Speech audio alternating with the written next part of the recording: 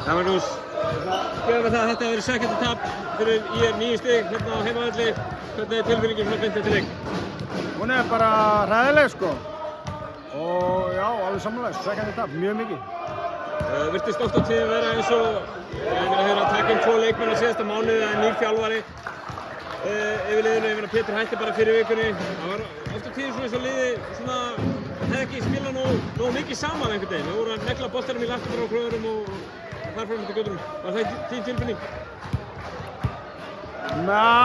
Nei, ég ætla ekki að segja kannski að við spila nógu mikið saman. Minna, Colin kemur inn í þetta og hann kann körfubolta og Nigel kann körfubolta líka, veit hvernig deildin er.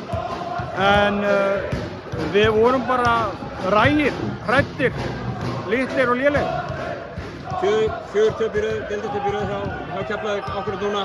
Þetta er ekki, ég meina fyrir því sem Keflvíking, þetta er ekki eitthvað sem stuðningsmenn liðsins eiga að venjast það. Nei, og bara ekkert sem stuðningsmenn í Keflavík eiga skilið sko. Þetta er búið að vera skellulegt og við vorum að vonast til þess að það myndi eitthvað breytast núna. En það gekk ekki og það þarf bara að bíta í það súra epli og rífa sig í gang fyrir næsta leik.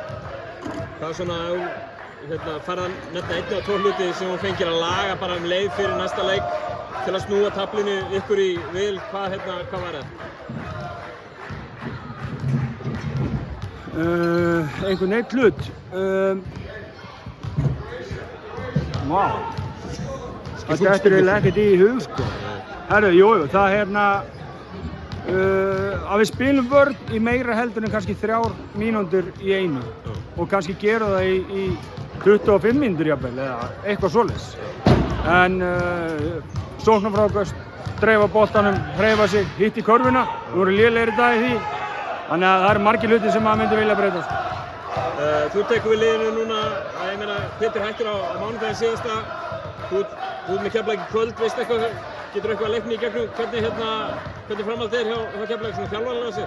Herru, nei, ekki hugmynd bara, vegna þess að ég var beðinn að taka þennan leik og ég gerði það og með alls ekki stakri príði.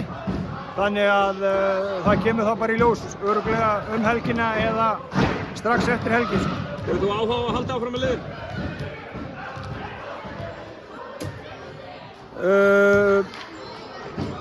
Jú, auðvitað hef ég áhuga á því.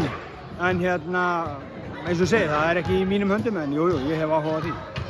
Kærar þakkir Magnús og gangi ykkur vel. Takk fyrir.